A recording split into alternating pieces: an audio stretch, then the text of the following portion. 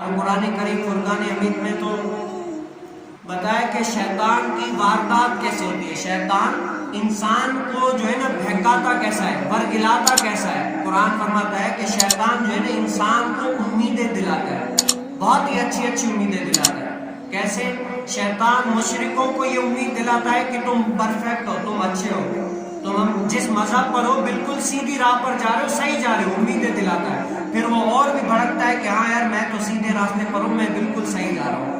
اور منافقوں کو شیطان بھڑکاتا ہے کہ تم اپنی منافقت میں صحیح جا رہے ہو, تم یہ جو منافقت کر رہے ہو مسلمانوں سے مسلمان اور غیر مسلموں سے غیر مسلم, جو تم یہ طریقہ اپنا رہے ہو یہ بھی پرفیکٹ طریقہ ہے, تم بالکل صحیح جا رہے ہو. وہ اپنے اندر بولتے کہ ہم بھی اچھے طریقے پر جا رہے ہیں. اور مسلمان جو ہے ان کو شیطان کیسے برگلاتا ہے کہ مسلمان کو شیطان گانے باجے ڈرامے اور رب تعالیٰ کی نافرمانی کی طرف بہکاتا ہے, اللہ تعالیٰ کی نافرمانی کی طرف بہکاتا ہے کہ تم جو کام کر رہے ہو اچھا کر رہے ہو.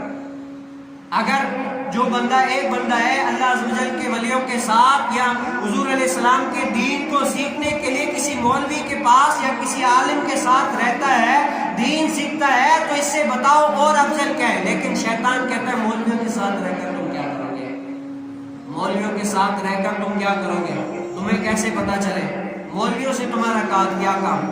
تم تو اپنا جو فلمیں ڈرامے گانے رب تعالیٰ کی نافرمانی کر رہے ہو, نماز چھوڑ رہے ہو, روزہ چھوڑ رہے ہو, جو رب تعالیٰ کی نافرمانی کر رہے ہو وہ بالکل صحیح ہے, پرفیکٹ جا رہے ہو. تو شاید جو مسلمان ہے وہ بھی اندر سے پھولتا ہے یار ان میں کیا کام ہے, کیا ہے ان میں کیا کام ہے, میں بالکل پرفیکٹ جا رہا ہوں. شیطان اپنی کوشش میں ہر طرح سے کامیاب ہے کہ مشرکوں کو بھی بہکا رہا ہے, منافقوں کو بھی بہکا رہا ہے, اور جو مسلمان ہیں ان کو بھی بہکا رہا ہے کہ کیا کرو تم اللہ عز و جل کے راستے سے ہٹ کر جو تمہیں دل میں اچھا لگے وہ کرو.